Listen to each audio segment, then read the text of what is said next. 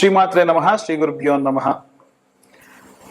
ఈ జూలై నెలలో మేషరాశి వారికి ఎలా ఉంది అనే విషయాన్ని ఇప్పుడు తెలుసుకుందాం.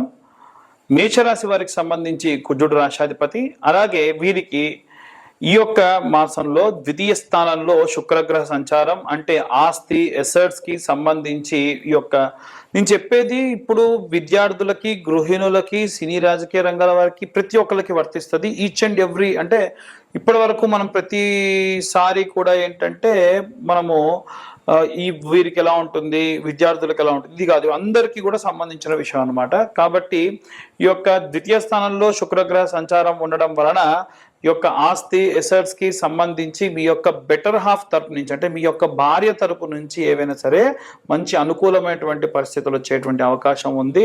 తృతీయ స్థానంలో, అంటే మూడవ స్థానంలో గురుగ్రహ సంచారం ఉండడం వలన కమ్యూనికేషన్ కానీ, మీ యొక్క బెటర్ హాఫ్ నుంచి కానీ, మీ యొక్క సిబ్లింగ్స్ నుంచి కానీ, బెటర్ హాఫ్ కాదు సిబ్లింగ్స్ అంటే మీ యొక్క తమ్ముళ్ళ దగ్గర నుంచి, అన్నల దగ్గర నుంచి కూడా మీకు ఏదైనా సరే మంచి కమ్యూనికేషన్ రావడము, ఏదైనా సహాయం జరగడము, ఏదైనా సరే మంచి పరిస్థితికి వెళ్ళడము, ఇదంతా ప్రథమార్థంలో జరిగేటువంటి అవకాశం ఉంది.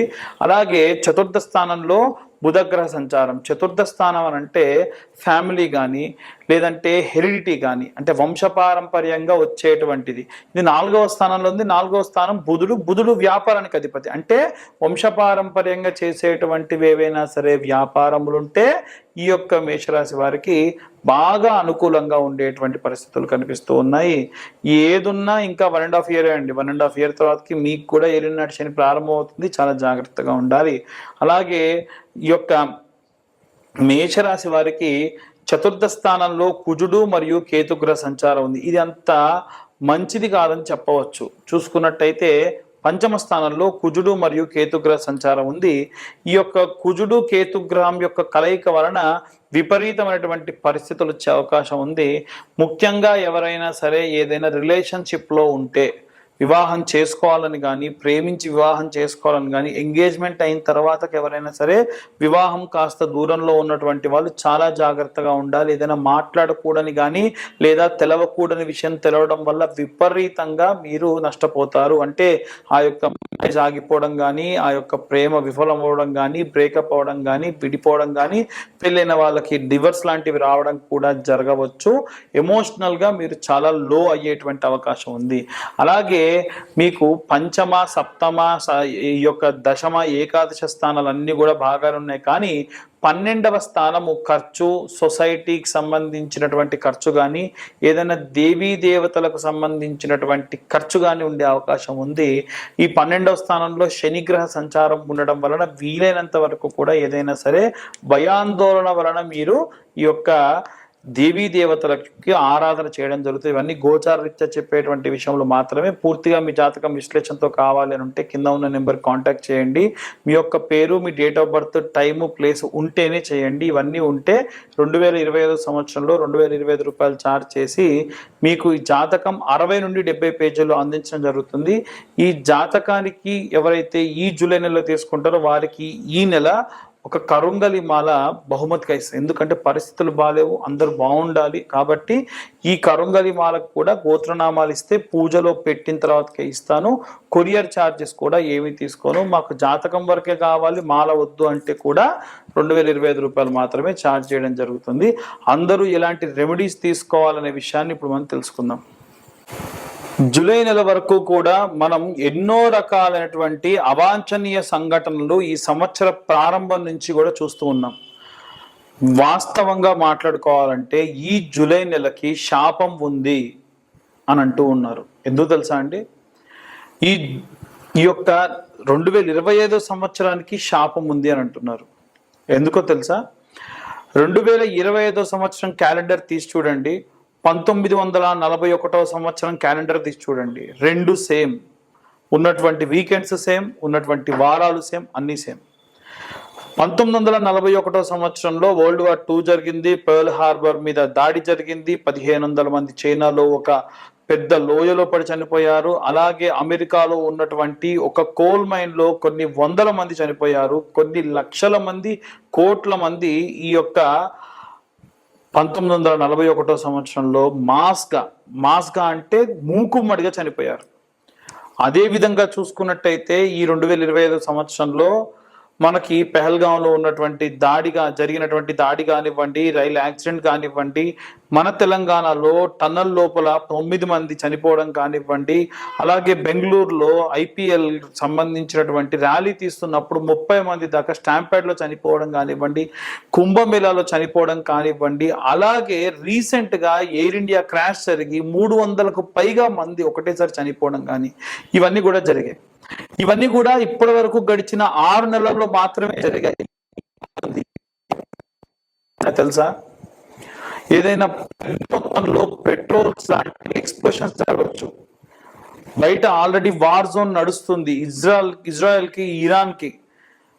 దాంట్లో గనక వేరే వేరే దేశాలందరూ కూడా యాడ్ అయితే ఒక దేశం ఇంకో దేశం మీద ఉన్నటువంటి ద్వేషాన్ని వెళ్ళబుచ్చే అవకాశం ఉంటుంది. అప్పుడు మనకు తిండికి కానీ సగటున రోడ్డుకు కానీ మనం కట్టే ట్యాక్స్ ఏదైతే ఉంటుందో అది మనందరికీ కట్టడం ఆపేసి యుద్ధానికి కేటాయిస్తారు. దానివల్ల ఖర్చులు పెరుగుతాయి. దాని వలన వాతావరణ సమస్యలు విపరీతంగా ఉన్నాయి. ఇప్పుడు వచ్చే రోజులలో వాతావరణం బాలేని సమయాల్లో మనకు తిండి దొరక్క, మనకు ఉన్నటువంటి నివాస స్థలంలో కరెంటు సరిగ్గా లేక, ప్రాపర్ కమ్యూనికేషన్ లేక, మన రోజువాడే నిత్యావసర వస్తువుల ధరలు పెరిగిపోతే చాలా దారుణమైన పరిస్థితికి వెళ్తారు. ఇవన్నీ కూడా గ్రహ సంచారాల్లో భాగంగా ఉన్నాయి. ఎందుకంటే ఈ సంవత్సరంలో మనకి షష్టగ్రహ కూటమి కానీ, అలాగే ఈ యొక్క పంచగ్రహ కూటమి కానీ, శని తిరోగమనం కానీ ఇలాంటివన్నీ కూడా చూసాం. ముఖ్యంగా చూసుకుంటే మీనరాశి వారికి ఏమో ఏలినాటి శని, అలాగే తులారాశి వారికి అష్టమ శని, మిథున రాశి వారికి ఏమో అర్ధాష్టమ శని, అలాగే సింహరాశిలోకి కుజుడు మరియు కేతు గ్రహాల యొక్క కలయిక. ఏంటివన్నీ? ఒకటి కాదు, రెండు కాదు, ఉన్నవన్నీ ఇబ్బందులే.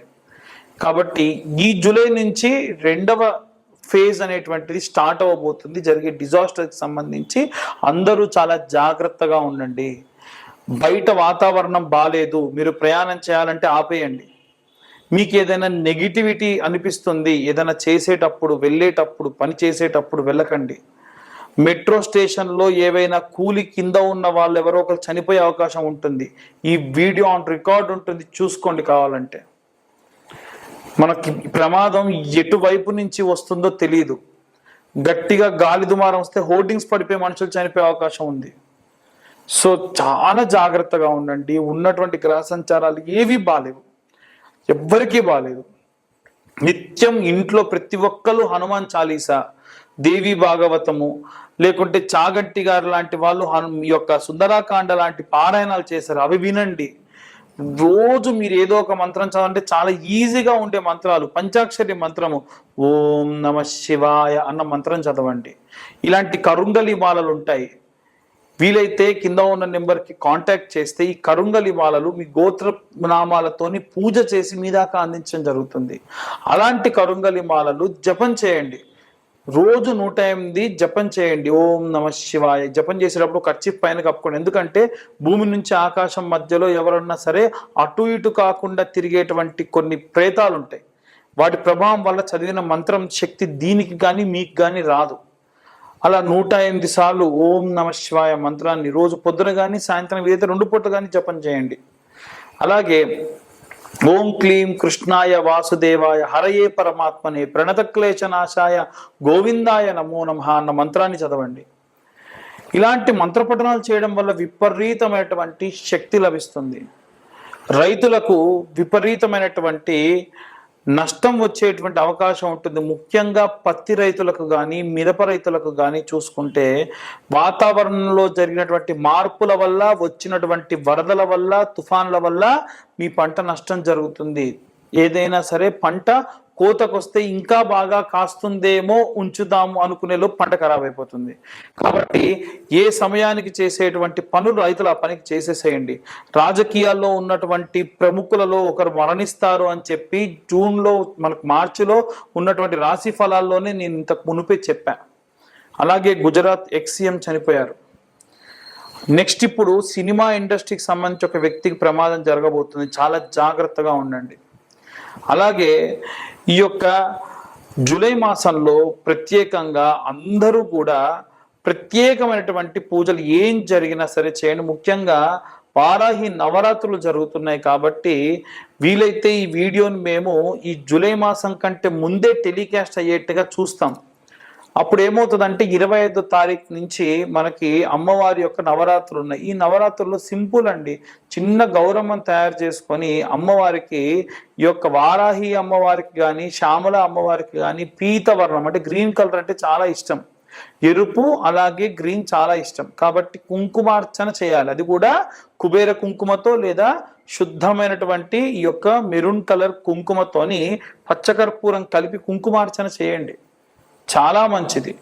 అలాగే వ్యాపారస్తులు ఈ వారం రోజులు, ఈ 9 రోజుల తర్వాతకి రోజు పెట్టుకునే బొట్టులో పచ్చకర్పూరం కలిపేసేసి పెట్టుకోండి. రోజు ఆ బొట్టుని మీరు ధరించండి.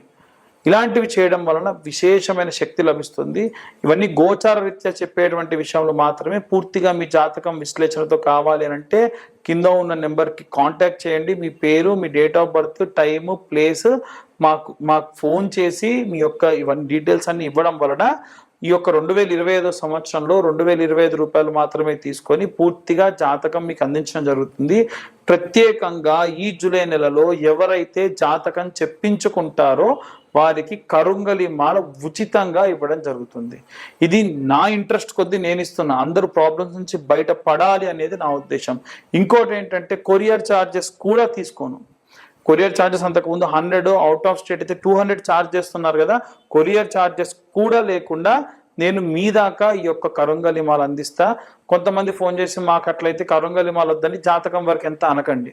మీరు కరుంగలి మాల తీసుకున్నా తీసుకోకపోయినా జాతకానికి ఛార్జ్ వచ్చేసి 2025 రూపాయలు మాత్రమే.